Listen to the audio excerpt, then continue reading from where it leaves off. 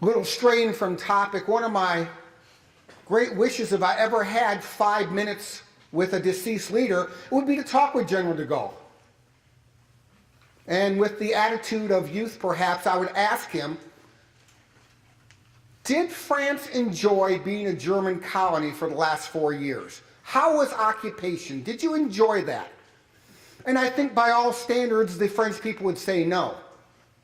And I'd wonder why the hell that they raced back over to Indochina in 1945, seemingly the minute that liberation was secure. But that perhaps is a discussion for another day. But it was interesting that France wasted no time upon the conclusion of the war to go back to recapture their Indochina colonies, which of course we would later come to know as Vietnam. The duty of war. All men who are here and all those who hear us in France know that it demands unity.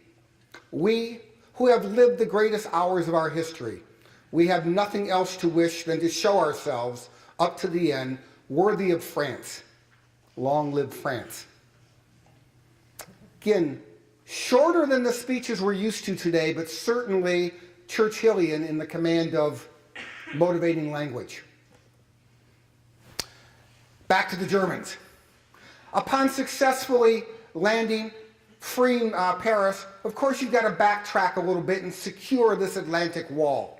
And it took time to do this, to root out those Germans, because it was quite a fortified area. And that's really what made for the tremendous battle that we talked about last week. So it took time to secure the wall. But then on to Berlin, because this was the goal, this was always the goal. Perhaps warfare has changed today, but this time it was truly capture the capital, capture the flag, and thus Germany would not be defeated until Berlin was sacked. We have to realize that 1944 was not a good year for Germany. They're in tremendous retreat. If you recall, well, about 6 years previously, or about 9 weeks ago, Germany had occupied pretty much the entire continent. When you think of the Atlantic Ocean all the way to the outskirts of Moscow, that is a tremendous area of occupation which has shrunk dramatically and is shrinking daily. With the establishment of the D-Day invasion and there the war in the West, the Eastern Front was collapsing, tremendous rate by the Soviets. Germany was in full retreat. And ultimately, this would set the stage for the Battle of the Bulge that we want to focus on today. Adolf Hitler's last chance.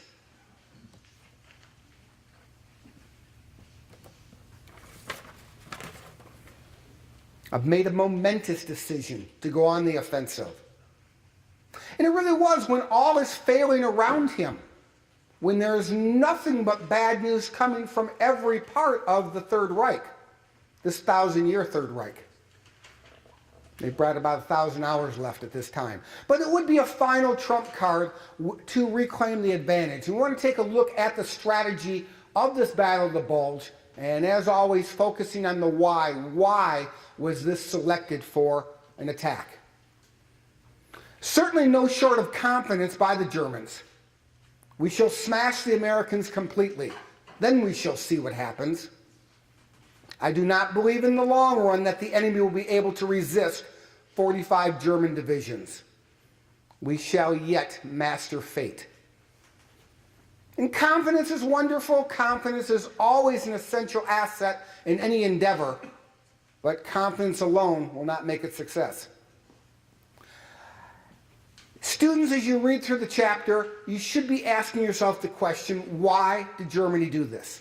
Why did they do this? Well, first and foremost, why do you do anything in war? Opportunity. They saw this opportunity. I actually thought it was pretty impressive to identify this opportunity. The United States was moving through France, but they temporarily halted to allow their supply lines to catch up. One of the things is when you outrun your supply lines, it makes you very vulnerable. And so the United States had slowed their advance, and Germany was not really ready for that, but they were ready to seize that opportunity. The troops were very thin in the Ardennes region, that where the attack would come from, And when you read the notes, Eisenhower is aware that they're thin there. He simply doesn't believe, and none of the American commanders are prepared for this massive German counterattack. What are the German realities when they're planning this? What is a realism of Germany's strategy? Well, history is on their side. 3 times they've made this exact attack.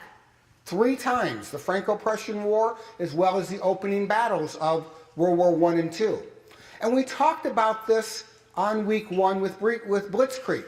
And we talked about the idea of smashing through this area. The Eastern Front was hopelessly lost.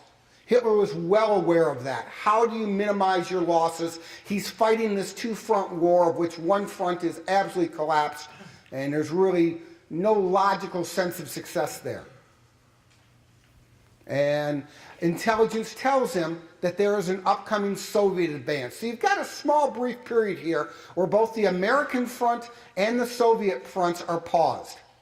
Soviets just fought their way primarily through Romania, and they're paused for a bit here, and he sees an opportunity and very wisely seizes upon it.